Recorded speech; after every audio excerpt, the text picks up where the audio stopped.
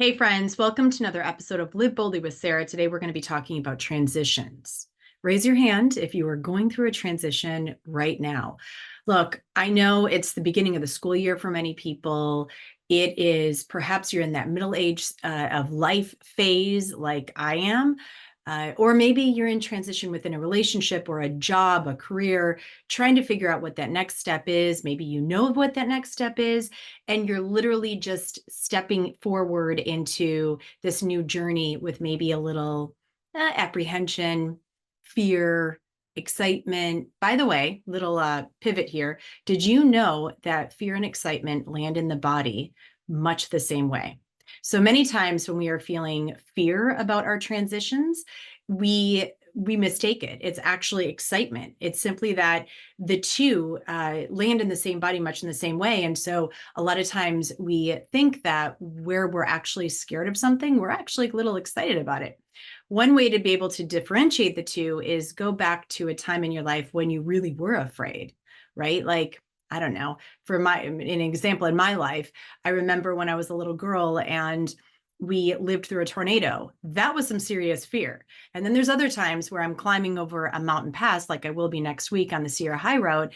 And when I start to get afraid where I think it's fear, I step back and I ask myself, what is this? Where is this landing in my body? Is this fear? Or Sarah, is this excitement, right? Like, what do I know to be true? Well, I know to be true that I'm safe at this moment. And so therefore, maybe it's not actually fear that I'm sitting here with. I'm actually a little bit excited about it. Ooh, I'm actually a lot of excited about it. You see what I'm saying? Try that tip. It actually works really, really well. So let's move into the whole transition thing, because I know that in talking to a lot of my clients right now too, there are a lot of people in transition. Transitions happen in our life all the time, right? Like every 12 to 18 months, we go through something new in our life. That is a proven fact. Okay. So if you actually even look at your life and you start to identify, you start to look at the past, you will probably be able to see that there is a pattern that happens in your life. I started doing that quite a while ago. I started looking at, wow, every 7 years I move. Every 5 to 7 years I move. And I'm in that space right now. And guess what? I'm going to be doing a move. And so it's simply how we are perhaps wired, right? And or the spaces and the places that we're in, we find that we go through these transitions more than what perhaps we even realize that we are, or will be. So, what do we do when we're in those transition states besides literally freaking out, like where I'm at right now, because I have to be out of my office and didn't realize it, and I'm on a little bit of a freak out stage. I found out that I had to move out of my back unit, which is where I literally do all of my recording and everything. And my first reaction, not a response, it was a reaction, was, oh God, what am I going to do? Like, how, like, just like the world was coming down on me. Like, now I got to do this. And we all know, well, if you don't follow along on social media, usually July, August and September, going into September, is a very busy time for me. I take time out of my life for myself, 2 weeks, where I'm literally offline and don't have access to anything. So I was really, my first part was, my reaction was, holy moly. I didn't say holy moly, I said something else. And how the heck am I going to actually get all of this done in time? And then I took a step back and I went, wait a second, Sarah. We all know that you are in a transition of your life. And could it possibly be that the universe is handing you a little push out of the nest in order to make those decisions, those choices that you've been putting off a little bit? Like, where do you want to live? Where's your next space? How do you want to be? Right. And when I took a step back, a pause, and really sat with it, I was like, okay, I'm going to approach this transition not from the space of lax or holding tight or freaking out.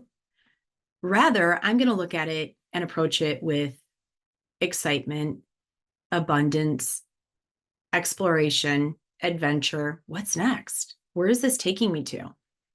And so when we can approach our transitions in life from more of a, wow, okay, what is opening up for me at this moment, in place of a, this sucks. My life is falling apart. How am I going to get this done? And we can look at it in that way. That's when the opportunities start to appear. So I want to go over 3 tips, 3 things that you can do too that will help in those transition states. These are 3 things that I've been doing, and I'm telling you it works because I've been in so many transitions, from divorce to moving to it was funny. I was on another little pivot here. I was on a phone call with my son last night, my middle son, the water polo player, Carson, and we were talking about what was next, right? And I told him, I said, babe, I got to get out of my back unit. So I might need some help moving some of the furniture out if you are available. And I need you to go through a few of your things that are back there. And he was like, wow, mom, like we're in the same kind of boat right now. He said, because like I'm going to be playing through the year, and then next summer, I don't know where I'm going either. And it's same with me. I don't know where I'm going. And I said, isn't that interesting? I said, your 18-year-old brother, who's going to be going into college then, and myself, we're all at different stages of life, and we're all going through our own transitions, whatever that means for us. How cool is that? Right? Instead of freaking out though and being like, what are we going to do? Right. And same with him. Like he could be freaking out right now. Like, what am I going to do with my life? And instead of looking at it like, what the heck am I going to do with my life? It's more so, wow, what am I going to do with my life? Because I got this whole life. And many people don't have this opportunity to live, like to be able to even make these choices. So, all right. So 3 things. Number 1, embrace flexibility and open-mindedness. So what that means is be willing to explore this transition. So if your kids are, say, moving out of the house, right, and you're an empty nester, perhaps your children are just starting school, maybe you're going through a move, use this time to explore, to adventure in life. And what I mean by adventure in life, it's not just like adventuring, going and climbing mountains and doing that stuff. What I mean is adventure into areas of your life to find new things that you may like today that you didn't know that you would like had you not had this opportunity to go and explore. Make sense? So go visit a new cafe, talk to new people, make new friends, start something new in life that you perhaps didn't even realize that you would like to do. And when we can start to look at this opportunity as opening time in our life to do these new things, we can find these new versions of ourselves and things that maybe we didn't even know that we would enjoy otherwise, right? So that's the first thing. The second thing is focus on what you can control. So often we hold so tight onto the way that things were and maybe the way that we thought things would be, that we forget that the things that are happening for us are opening us up for things that we wouldn't be able to explore and be able to find out, right? Had these things not happened in the first place.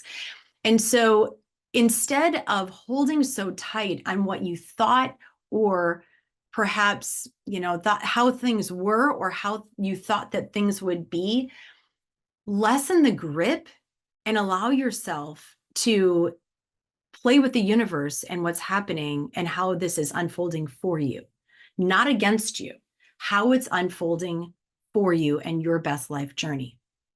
We don't know what we don't know. Remember that. We don't know what we don't know.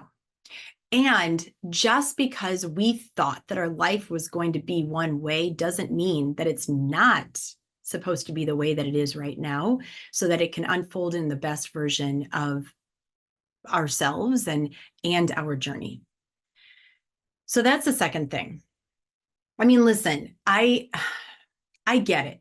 I oftentimes say, I thought that my life was going to have the white picket fence. I was going to be living in Wisconsin, would have the same traditions, and that, I was going to grow old with my spouse and I was going to have that 50 to 70-year marriage. And it didn't turn out that way at all. Here's the thing though, had I not allowed myself to heal through the things that I was working through and to find this personal development space, I wouldn't be the keynote speaker, the best-selling author, the podcast host, the retreat organizer, right? Like I had people coming to me saying, "Hey, will you do these retreats with us? Like we need somebody that knows what they're doing." I wouldn't be doing leadership retreats. I wouldn't be climbing mountains or going on the ocean and paddling with dolphins like I got to do this morning. And this is in no way an ego driven. That's not me saying like these are my labels. This is me saying I wouldn't have found out that I could do any of this stuff had I not allowed myself to let go of what I thought my life was going to look like so that I could explore into the space of, all right, what am I going to create? And what is this going to look like based on my values and who I want to be? Just because things didn't work out for you in the beginning or how you thought doesn't mean they're not working out for you in the end. Remember that. So that was number 2. Number 3, seek support and stay connected. So this is so important. Seek support along the way. What that means is if you have a therapist, great. If you have a coach, great. If you have family members to lean on, amazing. Mentors, right? Other people, family members, like other people that have been there. Seek the support that you need through this transition and ask others, how did you get through this yourself? Every one of us in this world has gone through transitions. And so when you can ask for advice or have people that are willing to lend an ear and to create space for you to go through these emotions or these different feelings that might be coming up, these different thoughts, you're going to have a better understanding yourself of how to walk through this journey that you're in. Okay. It'll give you a whole nother perspective. And then as for staying connected, the thing that I would say, this is one of the best things that I have learned, one of the most important things that I have learned. When we're talking about connection, I always go back to stay connected with yourself first. What is important to you? And when you can align with that connection with self, staying in your values, going true north, as I always say, going true north. If you can do that, this transition will be so much easier on yourself. Because when we become disconnected with who we are, we lose sight of what it is that we are searching for or want or how we care to live within every transition that we are in. The best thing that you can do is stay connected with yourself and deepen that relationship with who you are so that you can you can work through, you can walk through this transition and come out on the other side of it a happier, healthier, joy-filled human being. So always go back to what is important to you. What are your values? How do you want to be in this lifetime? So there you go. I hope this helps because I'm telling you, girlfriend over here sitting behind the mic has been through so many transitions in her life, and I'm going through one again. I see it. I mean, I'm dating somebody, I'm happy, I freaking love my life, and I know that as I've said before, I've got to pull up anchor too. And so, when we can pull up anchor and allow ourselves to flow through those transitions, knowing that we are ultimately the captain of our own ship, telling you, it's exciting times over here, exciting times for all of you as well. If this has resonated deeply with you, which I hope it has, please send it on to friends and family members. Let's get this podcast growing. Go and subscribe, rate, review, please, because that is so important for us to do. If you have not subscribed or done a rating or reviewed, I'm telling you, there's nothing that I would love more. That is the greatest gift that you can give to us over here because we want to ultimately grow this podcast out. I have a lot of very big things coming up in terms of my own goals. And This is the community piece, the connection piece with all of you. In order for us to make that happen, we need you to help us, right, to grow. So with that, I do also have a brand new website launching the end of September, first week of October, and I'm so freaking excited about it. Oh, and even better, oh my gosh, my friends, when my website launches, you are going to have the opportunity to download these amazing desktop and also phone screensavers that we have just created for you. They're going to drip out to you every month. So if you subscribe, you are going to end up to, if you subscribe to my newsletter, you're going to get one. And then every 30 days, a new one is going to pop into your mailbox. And I'm telling you, I just wrote the emails. I'm super excited about it. I read it to somebody and they were like, this is like freaking brilliant. You know what? Share it away because this is what we do, right? When we give, we receive. And that's why I want to do that for all of you as well. All right. Have a wonderful rest of your day. I love you. If this has resonated, put it into your social media, tag me, and let me reshare with you. Mwah! Kudos to all of you for being here and make it an amazing, amazing day.